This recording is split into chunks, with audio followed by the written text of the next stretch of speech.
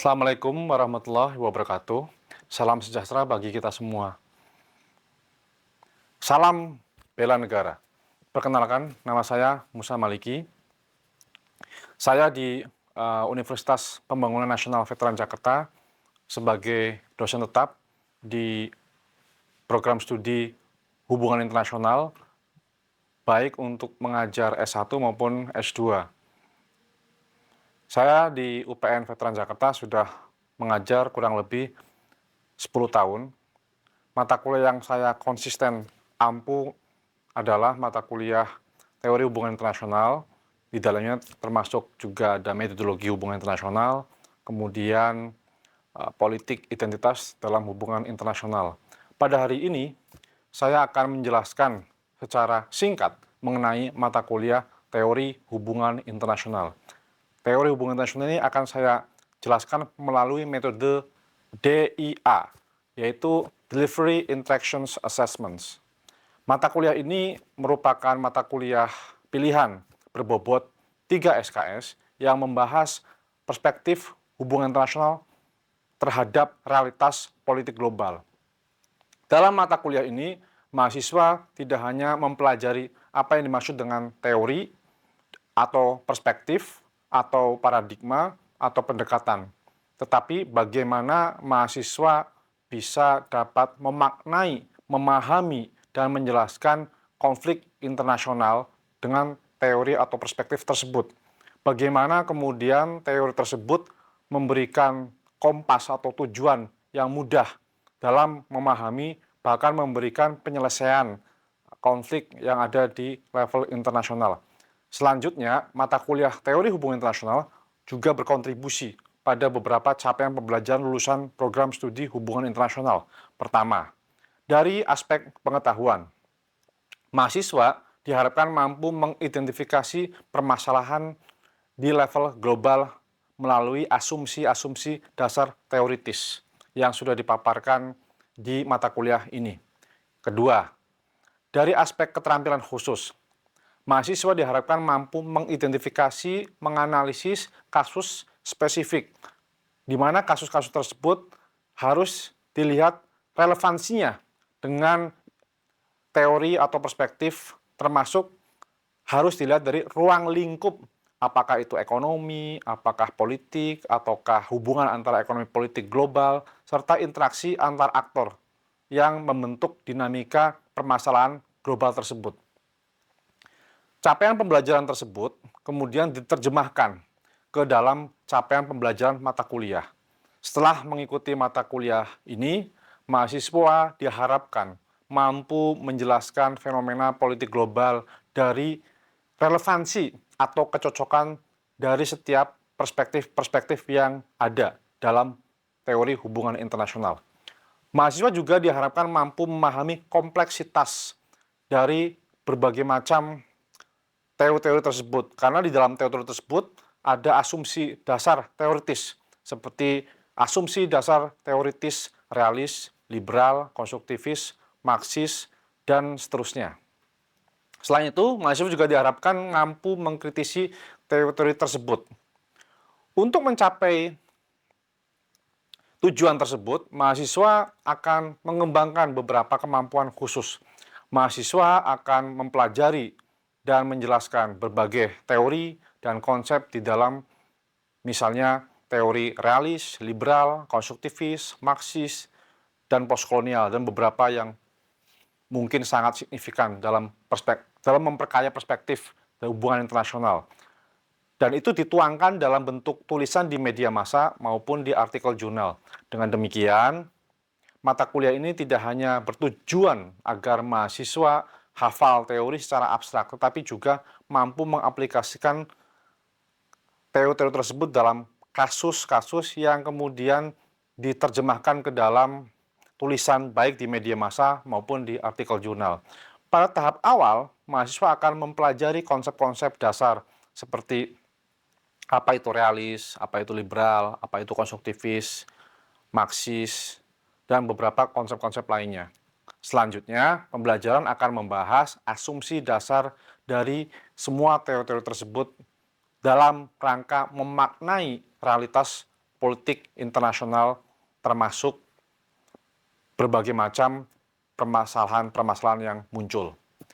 Mata kuliah teori hubungan internasional ini juga membahas isu-isu penting dalam teori hubungan internasional lainnya, seperti teori konflik, teori yang terkait dengan politik identitas dalam hubungan internasional, lalu aspek atau tema ketimpangan global. Selain itu, mahasiswa akan mempelajari bagaimana negara dan aktor-aktor non-negara di level internasional merespon konflik tersebut dan menciptakan bukan permasalahan, tapi menciptakan solusi yang sebenarnya ditawarkan dalam teori-teori tersebut. Pada bagian akhir, mahasiswa mempelajari kedalaman sumber permasalahan dari setiap teori. Dengan demikian, setelah mengikuti mata kuliah ini, mahasiswa diharapkan mampu memahami teori dan aplikasinya di dalam realitas internasional, memaknai realitas internasional dalam kerangka teoritis, secara kritis maupun secara maknawi, gitu ya, sehingga teori dan realitas dapat saling merelevansikan hubungan keduanya. Dalam proses pembelajaran, mahasiswa akan terlibat dalam ceramah, diskusi kelompok, pembelajaran berbasis masalah, dan studi kasus. Jadi, mata kuliah ini tidak hanya menekankan pemahaman teori saja, tetapi juga bagaimana mahasiswa memahami teori tersebut untuk memaknai, melihat, dan mengaplikasikan teori-teori dalam realitas internasional. Kegiatan belajar mengajar juga turut didukung oleh Learning Management System atau LMS dari Universitas Pembangunan Nasional Veteran Jakarta, yaitu LEADS, aplikasi video conference seperti Zoom, serta media pembelajaran lainnya, seperti YouTube, Kahoot, dan Google Drive. Sementara infrastruktur yang dibutuhkan adalah laptop, monitor, dan papan tulis. Mata kuliah ini dilaksanakan melalui metode pembelajaran bauran yang mengkombinasikan kegiatan sinkronus dan asinkronus. Pada sesi sinkronus, mahasiswa akan terlibat secara aktif melalui presentasi dan diskusi mengenai topik-topik yang sudah ditentukan, seperti misalnya topik realis, liberal, dan seterusnya. Kemudian dilanjutkan dengan paparan dan penguatan materi oleh dosen untuk memberikan semacam konfirmasi dan justifikasi terhadap apa yang sudah disampaikan oleh presenter dari mahasiswa. Sementara itu, kegiatan asinkronus dilakukan melalui pembelajaran mandiri dan penugasan terstruktur, seperti membaca bahan kajian, mengerjakan kuis, serta menyelesaikan tugas analisis yang diberikan oleh dosen. Dengan demikian, proses pembelajaran tidak hanya berfokus pada menyampaikan materi, tetapi juga mendorong mahasiswa untuk mempersiapkan diri secara mandiri, berpartisipasi aktif dalam diskusi, serta mengembangkan kemampuan analytical atau kritis dalam tugas-tugas yang sudah diberikan. Untuk evaluasi pembelajaran, kita ada ujian tengah semester dilakukan melalui pengumpulan video selama 4 atau kurang lebih 5 menitan. Dalam tugas ini, mahasiswa menjawab pertanyaan yang telah ditentukan dalam bentuk video, sehingga selain mengukur pemahaman mahasiswa terhadap materi yang telah disampaikan, tugas tersebut juga melatih kemampuan mahasiswa dalam menyampaikan dan menguji kemampuan lisan mereka. Sementara itu, ujian akhir semester atau UAS dilaksanakan melalui penyusunan paper secara berkelompok. Mahasiswa akan memilih dan menganalisis suatu kasus yang berkaitan dengan teori yang relevan yang telah dipelajari selama perkuliahan. Melalui tugas ini, mahasiswa diharapkan mampu mengaplikasikan teori HI untuk menganalisis berbagai macam konflik atau kasus di level internasional, khususnya untuk kajian-kajian wilayah seperti Eropa, Timur Tengah, atau Asia, dan Asia Tenggara, sekaligus mengembangkan kemampuan melakukan penelitian, berpikir kritis, bekerja sama khususnya dalam konteks kelompok mereka. Mata kuliah ini menggunakan pustaka utama dari beberapa karya seperti V.O.T. Copy, Steve Smith, Pettiford, Tim Dunn, Roland Blaker, Hadley Bull, dan beberapa tokoh lainnya. Seperti saya juga di situ juga menulis, dan tulisan saya menjadi bagian daripada referensi di mata kuliah teori hubungan internasional ini. Dengan demikian, paparan saya terkait mata kuliah teori hubungan internasional selanjutnya akan saya demonstrasikan di perkuliahan pertama mengenai definisi teori hubungan internasional, beberapa ragam teori hubungan internasional, dan perdebatan besar hubungan internasional yang itu memperkaya asumsi dasar dalam memaknai realitas hubungan internasional. Saya kira itu saja. Terima kasih atas perhatian. Wassalamualaikum warahmatullahi wabarakatuh. Assalamualaikum warahmatullahi wabarakatuh, teman-teman semuanya. Waalaikumsalam Waalaikumsalam warahmatullahi warahmatullahi wabarakatuh. Apa kabar semuanya? Baik-baik aja ya. Jadi wabarakatuh, Mas. pada pertemuan pertama ini saya ingin mengenalkan beberapa poin dasar atau penting dalam teori hubungan internasional, gitu ya. Kita akan belajar tentang bagaimana menjelaskan definisi teori dan bagaimana teori yang ada di HI yang sangat beragam ini berkembang sesuai dengan perdebatan dari debat pertama, kedua, ketiga, gitu. Sistematika presentasi pada hari ini saya akan menceritakan pertama tentang definisi teori dan definisi beberapa teori-teori spesifik, gitu ya nantinya. Kemudian saya juga akan bercerita tentang ragam teori, lalu belajar tentang asumsi-asumsi teori tersebut, lalu perkembangannya dalam debat besar itu, gitu ya. Nah, pertama saya akan bercerita tentang apa itu definisi teori ya.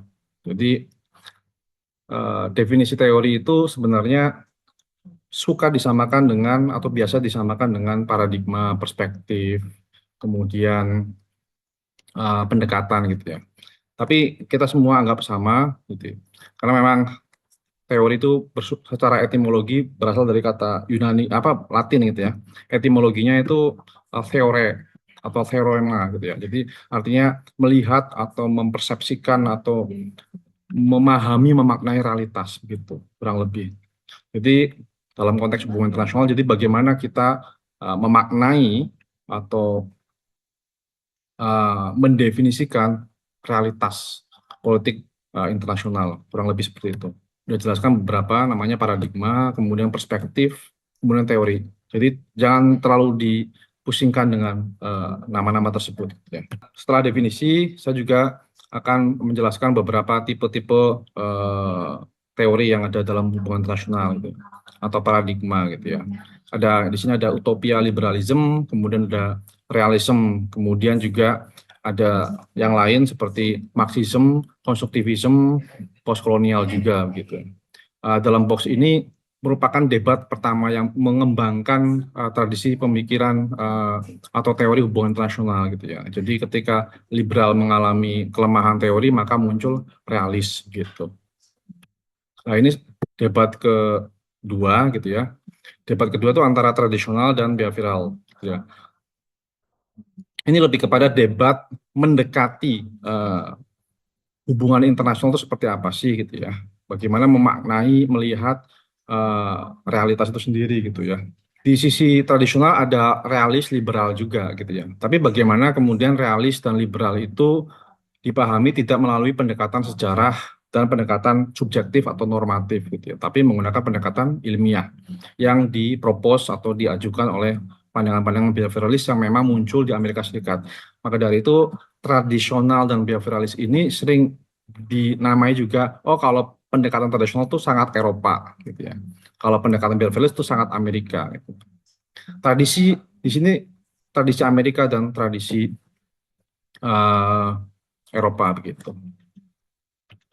Ini juga debat ketiga ya, ada realis, liberal, neo-Marxis itu ya. Ini juga perkembangan lebih lanjut dari debat hubungan internasional gitu ya. Jadi perdebatan ini memunculkan teori-teori baru gitu ya, ragam teori baru gitu. Dan tentunya ada asumsi-asumsi di dalamnya gitu ya. Dalam asumsi-asumsi tersebut sebenarnya ada semacam spesifikasi gitu ya. Dari realis, liberal, kemudian tadi ada Marxis gitu ya. Yang itu signifikan perbedaannya. Misalnya liberal itu aktornya bisa macam-macam. Kalau realis harus negara. Kalau Marxis pasti kelas. Gitu. Kalau neorealis, neoliberal atau neo-Marxis, yang neo itu semuanya aktor ditentukan oleh sistem internasional gitu ya. entah itu sistemnya anarki, entah itu sistemnya kapitalistik, begitu. Saya kira kita bisa masuk ke diskusi gitu ya. Ada pertanyaan tentang debat kedua.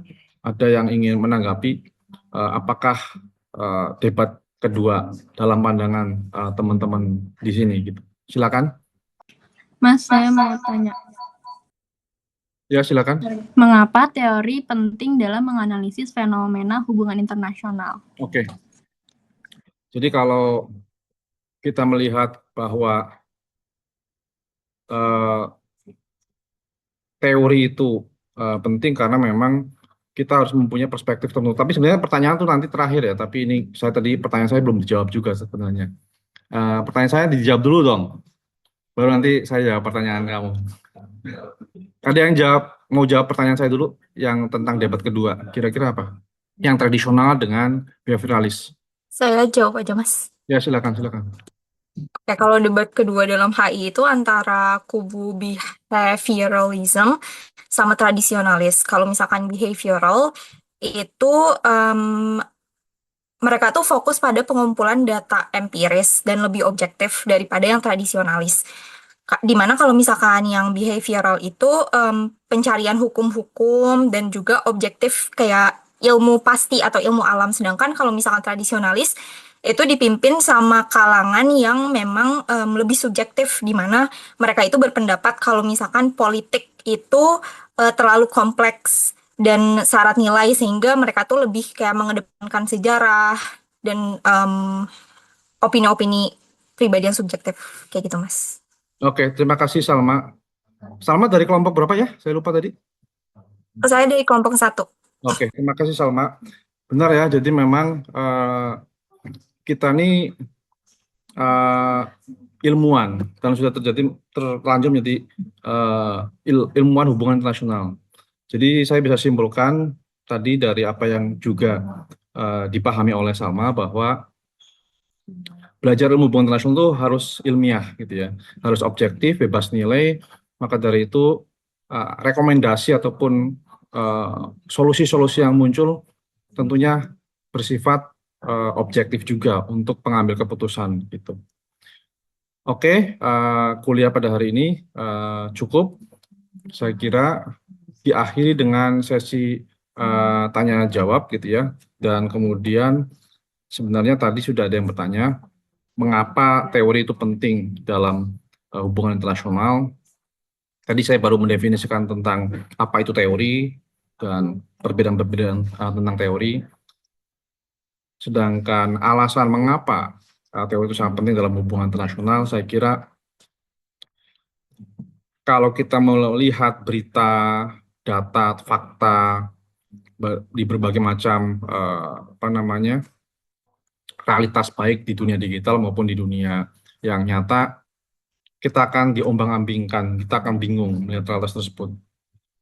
Tapi sebenarnya dengan adanya teori, maka kita akan diberi kompas atau petunjuk atau arah atau kemudahan bagi kita untuk memaknai, melihat realitas hubungan internasional gitu ya. Kalau ada misalnya kemarin mengapa Donald Trump ribut dengan atau berkonflik dengan Iran gitu. Nah, ini karena memang dunia internasional itu anarki. Tidak ada otoritas yang kuat di dalam politik global. Adanya yang paling kuat, the hierarchy of power, bukan the hierarchy of authority gitu ya. Jadi dalam sistem yang anarki, maka yang kuat bisa membuli dalam tanda petik ya, yang lemah begitu. Jadi Amerika Serikat merasa besar, merasa kuat, merasa mempunyai banyak military power gitu ya, sehingga dia bisa seenaknya melakukan tindakan ancaman sampai penyerangan terhadap negara-negara yang dia anggap lemah begitu. Dan itu antar negara gitu ya, entitasnya yang berdaulat. Tidak ada entitas lain yang kuat selain negara di dalam hubungan internasional gitu ya. Oleh sebab itu, dalam pandangan realis gitu ya, maka level analisisnya itu tidak non-government organizations atau aktor-aktor yang non-negara. Karena memang negara yang paling utama gitu ya. Jadi dalam memahami seperti misalnya contoh penyerangan Amerika Serikat atau konflik Amerika Serikat dengan Iran bisa dipahami melalui perspektif realis gitu. Bahwa dunia internasional anarki tadi, kemudian aktornya negara bangsa, kemudian setiap negara harus menolong dirinya sendiri, harus survival, karena Amerika merasa terancam oleh Iran, dan Iran juga merasa terancam oleh Amerika Serikat, mereka harus self-help, menolong diri mereka sendiri, mereka harus survive di politik global gitu. Jadi terjadilah kemudian saling bersih tegang di antara keduanya gitu loh. Makanya kalau ada gencatan senjata, tidak ada perseteruan yang luar biasa yang menghancurkan dunia, itulah yang disebut dengan struktur internasional, yaitu balance of power gitu. Perimbangan kekuatan di antara negara-negara yang kuat, khususnya di Timur Tengah begitu ya. Saya kira itu ya akhir dari kuliah pada hari ini. Ini ada referensi terakhir ya teman-teman semuanya. Tolong dipersiapkan ya, dibaca. Kemudian besok kita diskusi lagi dengan lebih detail tentang teori realism. Terima kasih atas perhatian teman-teman semuanya. Assalamualaikum warahmatullahi wabarakatuh.